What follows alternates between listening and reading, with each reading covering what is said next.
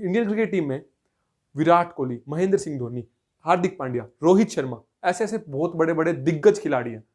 उनके पास अच्छी ट्रेनिंग है, अच्छी प्रैक्टिस है, अच्छे कोच है, अच्छा बैट है, अच्छी बॉल है, बट क्या वो बिना ग्लव्स के मैदान में खेल सकते हैं? नहीं ना। छोटी सी चीज है ग्लव्स, और इंपैक्ट बहुत बड़ा। सेम एज फॉर अपने वन मार्कर क्वेश्चन।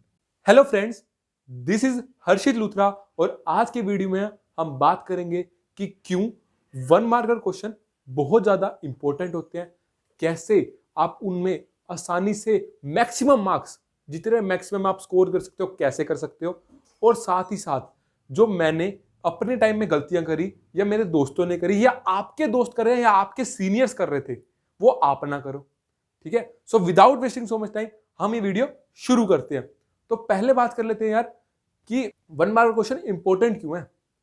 भाई देखो क्या होता है, 5 मार्कर क्वेश्चन हो या 3 मार्कर क्वेश्चन हो, ये होते हैं बिल्कुल स्ट्रेट फॉरवर्ड।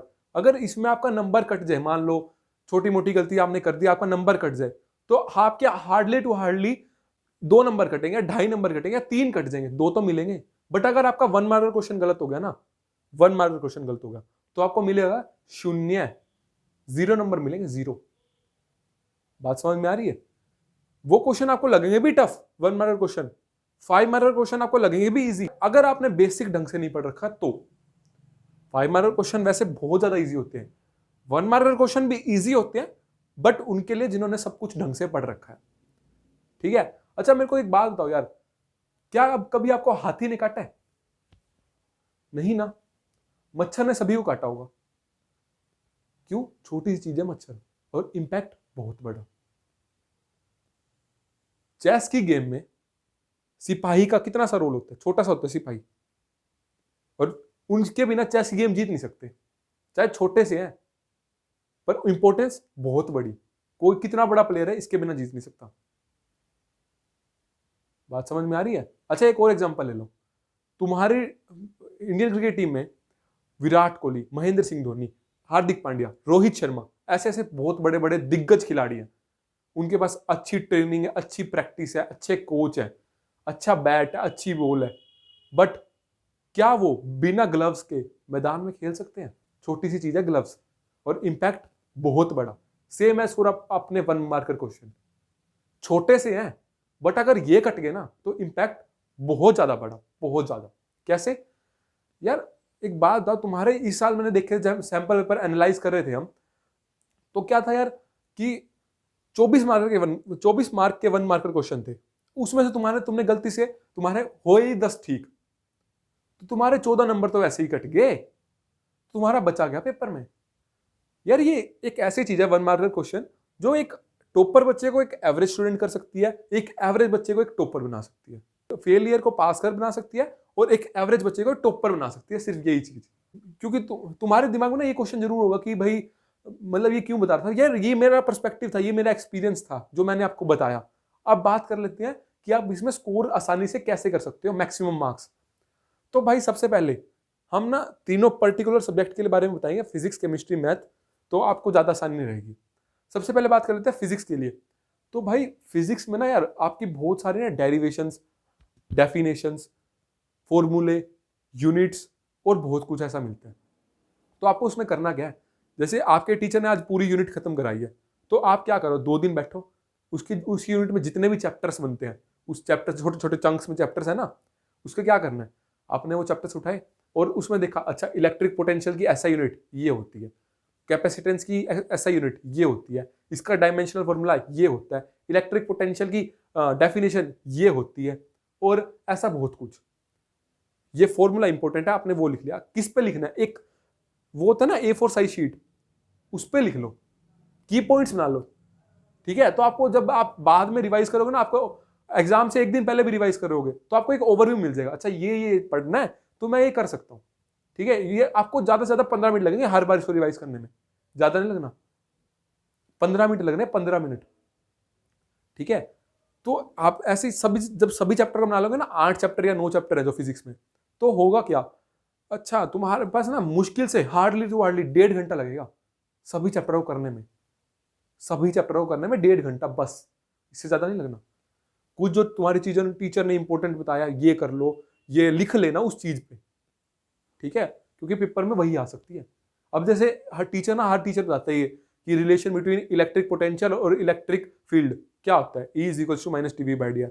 अच्छा, मैं अगर इसमें 2-3 वो केस बना दूं कि अगर V कांस्टेंट हो गया तो E की वैल्यू क्या आएगी, डेरिवेटिव करें तो 0 आएगी। हमें पता है, ये चीज पूछ सकता है एग्जामिनर। बात समझ में आ रही है? या फिर इलेक्ट्रोमैग्नेटिक वेव से जो हमने क्वेश्चन देखा था कि इसकी वो ये दे रखी है, इसमें वेवलेंथ ये है और वैक्यूम में पूछ रखा है, तो हमें पता है 1:1 होगी। ऐसे ऐसे की पॉइंट्स बनाने तुमने। तो आई होप फिजिक्स का आपको समझ में आ गया होगा। अब बात कर लेते हैं अपनी केमिस्ट्री की। केमिस्ट्री में ना क्या होता है, बहुत सारी ना वो डेफिनेशन वो है, बहुत सारी ना रिएक्शंस है। तो तुम्हारे को या क्या होना चाहिए, अच्छा ये रिएक्शन का ये प्रोडक्ट बनेगा, ये रिएक्टेंट है और ये उसका रिएजेंट है। सबसे ज्यादा बार पूछता यही है, रिएजेंट। या फिर ये पूछेगा what is the product form, what is a, ये पूछ लेते हैं। तो तुमने क्या करना है, इसको भी ऐसे की पॉइंट्स बनाओगे। उसका फायदा, 2 फायदे हैं उसके, एक तो 1 मार्क क्वेश्चन कवर हो जाएंगे, दूसरा सारी नेमिंग रिएक्शन, इंपॉर्टेंट रिएक्शन याद हो जाएंगे। बात समझ में आ गई? तुम जितनी बार भी उसको एक बार लिख लोगे ना, उसके बाद जब देख रहे हो अच्छा ये है इसका रिएजेंट, भाई आधी रात को भी तुम्हारे को उठ के कोई पूछ लेगा ना, भाई ओए भाई सुनियो, अच्छा इसका रिएजेंट क्या है, इसका रिएजेंट ये है, तुम्हारे को ये याद होगा। बात समझ में आ रही है? तो ऐसे केमिस्ट्री करना। और केमिस्ट्री, फिजिकल केमिस्ट्री, इनऑर्गेनिक और ऑर्गेनिक में दोनों में मेन बेसिकली ये है। फिजिकल केमिस्ट्री में ना यार न्यूमेरिकल ना लिखना, फिजिक्स में भी ना निकलना चाहिए न्यूमेरिकल, क्योंकि न्यूमेरिकल ना यार 1 मार्क क्वेश्चन में आएंगे नहीं, वो थ्योरी में ज्यादा डालेंगे। बात समझ में आ रही है? वो ना बेस ढूंढते हैं। तुम्हारा 5 मार्क क्वेश्चन स्ट्रेट फॉरवर्ड होगा, बट 1 मार्क क्वेश्चन में वो बेस ढूंढते हैं, कि उनको पता है बच्चे ने ऊपर से बढ़ रखा है, उसको ये पता ट्रांसफॉर्मर क्या होता है, उसको ये नहीं पता स्टेप अप ट्रांसफॉर्मर में प्राइमरी कॉइल ज्यादा होती है कि सेकेंडरी कॉइल ज्यादा होती है, वो ये पूछ सकता है। अब जिसने अच्छे से पढ़ रखा होगा, जिसने वो पढ़ रखा होगा, वो अच्छे से कर लेगा। सिंपल सी बात है। बात समझ में आ रही है? उसके बाद यार सेम एज फॉर, अब मैथ्स की बात कर लेते हैं। मैथ में क्या करना है यार, तुम जितनी प्रैक्टिस कर सकते हो क्वेश्चन की करो। एमसीक्यू जो तुम्हारे मैथ की टेक्स्ट बुक में है वो, साथ ही साथ एग्जाम्पल है वो, सब कुछ कर लेना, ठीक है। अब तीसरा सबसे इंपॉर्टेंट पॉइंट, भाई प्रैक्टिस बहुत ज्यादा इंपॉर्टेंट है इस चीज की। 1 मार्कर क्वेश्चन तुम्हारे को ये नहीं लगना चाहिए कि यार ये तो कुछ नया दिख रहा है। बात समझ में आ रही है? ये तो कुछ नया दिख रहा है, या फिर मैंने तो ऐसा कुछ पढ़ ही नहीं रखा, ऐसा कुछ नहीं होना चाहिए। तुम्हारे को कुछ हर बार, मतलब तुम जब उसकी प्रैक्टिस करो तो ये कोशिश ये करो, hard numerical hard 1 marker question practice करो, hard MCQ, hard assertion reasoning. क्योंकि क्या होगा, बोर्ड में तुम्हारे को हर चीज इजी लगेगी। फिर टीचर, एक बात बताओ, टीचर आर डी शर्मा क्यों कराते हैं? ताकि तुम्हारे को बोर्ड में जो चीजें आए वो इजी लगती हैं, इसीलिए, ठीक है।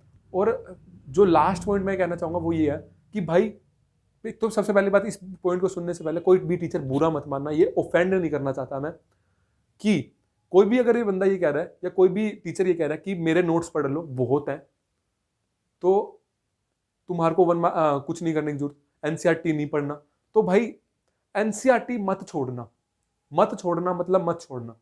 प्लीज कोई टीचर बुरा मत मानना, क्योंकि यार एनसीईआरटी ना बहुत ज्यादा इंपॉर्टेंट है। अगर कोई टीचर देख रहा हो तो ये एनसीईआरटी ना बहुत ज्यादा इंपॉर्टेंट है। वो चाहे कितने सालों से पढ़ा रहे हो, फर्क नहीं पड़ता, एनसीईआरटी में कुछ ना कुछ होगा डिफरेंट, तभी वो बनी हुई है, ठीक है। कोई चीजें ऐसी होती है, अब मैं अपने एग्जांपल देता हूँ। मेरे एक टीचर थे, उन्होंने मेरे को कहा था, हर्षित चाहे तो कुछ भी पढ़, चाहे तो कितनी बार मेरे नोट्स रिवाइज कर ले। मैंने कहा सर ठीक है, तू ना एनसीईआरटी कम से कम 2 से 3 बार जरूर पढ़ी हो। मैं कहा सर ऐसा क्यों? कहते होता क्या हर्षित, कई चीजें ना ऐसी होती है जो टीचर ना ओरली समझा देता है और वो इंपॉर्टेंट होती है, नोट्स में नहीं लिखी होती, नहीं लिखी भी नहीं जा सकती, बेसिक है क्योंकि, और बच्चा उसको ना माइंड में स्टोर कर लेता है, तो वो ना भूल जाता है उसके बाद। बात समझ में आ रही है? तो जब तुम एनसीईआरटी पढ़ोगे ना, तो तुम्हारे को हाईलाइट कर लो उस चीज को पेन से या हाईलाइटर से कि अच्छा ये चीज है। बात समझ में आ गई? अब जैसे फॉर एग्जांपल, जो हमने 2 केस स्टडीज देखी थी फिजिक्स में या मैथ में, जो हमने पेपर एनालाइज किया, 2 केस स्टडीज देखी थी, तुम कह रहे थे यार केस स्टडी कितनी टफ है। भाई टफ नहीं थी, वो तुम्हारे को ना फोटो देख के डरा रहे थे। अच्छा तुम्हारे को अब एनसीईआरटी पढ़ोगे या तुम्हारे जो टीचर के अच्छे नोट्स हैं वो पढ़ोगे, तुम्हारे को उसमें नहीं लिखा हुआ कि फैराडे गेज किस चीज से बना होता है, या तुम्हारे को ये नहीं पता टीआईआर क्या होती है, या तुम्हारे को ये नहीं पता कि एप्लीकेशन ऑफ डेरिवेटिव के वर्ड प्रॉब्लम कैसे करते हैं, ये प्रोबेबिलिटी की कंडीशनल प्रोबेबिलिटी कैसे करते हैं, नहीं पता क्या? पता है ना भाई। फिर तो भाई प्रैक्टिस एनसीईआरटी और की पॉइंट्स में इसलिए कह रहा हूँ कि जब तुम रिवाइज करो बोर्ड से 1 घंटा पहले या 1 दिन पहले, तो तुम्हारे को पता लग जाए, अच्छा ये है, चल भाई फटाफट निपटा लिया। 15 मिनट लगने ज्यादा से ज्यादा, चैप्टर भी ओरली रिवाइज हो जाएगा सारा।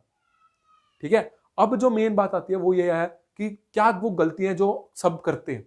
सबसे पहली गलती, यार ये मत सोचना कि एक पैटर्न बनता है पेपर में कि पहला ए है, दूसरा सी है, तीसरा डी है, चौथा बी है, तो अगला भी ए होगा। ये 5 ए है तो छठा भी ए होगा, ऐसा कुछ नहीं होता। बात समझ में आ रही है? ये मिथ है यार, कुछ वो नहीं है, कोई पैटर्न नहीं बनते। तुम्हारा सीबीएसई का एग्जाम है, छोटा मोटा एग्जाम नहीं है ये। ठीक है, बात समझ में आ रही है? कहीं नहीं पैटर्न बनते। और कोई ये कहे ना, ये दूसरी बात ये बात रखना, कोई बंदा ये कहे ना कि जब न्यूमेरिकल में कुछ ना सूझे ना तो बी पे टिक लगाया ना, क्योंकि उसकी प्रोबेबिलिटी ना बहुत ज्यादा होती है। भाई ऐसा कुछ नहीं है, हर की प्रोबेबिलिटी 4-4 25% होती है, 1/4। सिंपल सी बात है, 1/4 प्रोबेबिलिटी होगी सबकी। ठीक है, और तीसरी सबसे इंपॉर्टेंट बात, पेपर में 1 मार्कर क्वेश्चन में कुछ छोड़ के मत आना। अब ऐसा क्यों? क्योंकि यार क्या होता है, कई बार तुम्हारा तुक्का भी काम कर जाता है। ठीक है, और तुक्के कोशिश यही करो कि तुक्के तुम तब लगा रहे हो जब तुम 2 ऑप्शन एलिमिनेट कर चुके हो, कि भाई ये 2 ऑप्शन तो होंगे ही नहीं, ये 2 ऑप्शन तो होंगे ही नहीं। ठीक है, ये 2 ऑप्शन तो होंगे ही नहीं। अब बचे कौन से? ये 2 ऑप्शन।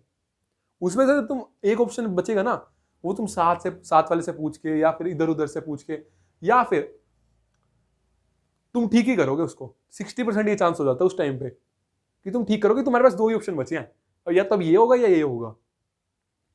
प्रोबेबिलिटी बहुत घट जाती है उसकी, क्योंकि 2 तो पहले ही निमट चुके हैं।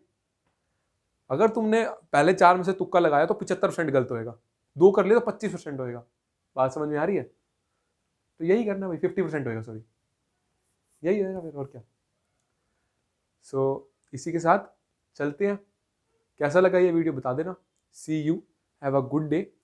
और भाई सारा कुछ बता दिया, टिप्स बता दी, ट्रिक्स बता दी, स्ट्रेटेजीज बता दी कि ये फॉलो अप कर लेना, ये गलतियां मत करना जो सारे कर रहे थे। ठीक है, आपका दोस्त ये गलती कर रहा तो उसको भी ये वीडियो शेयर जरूर कर देना, ताकि भाई सबका भला हो जाए।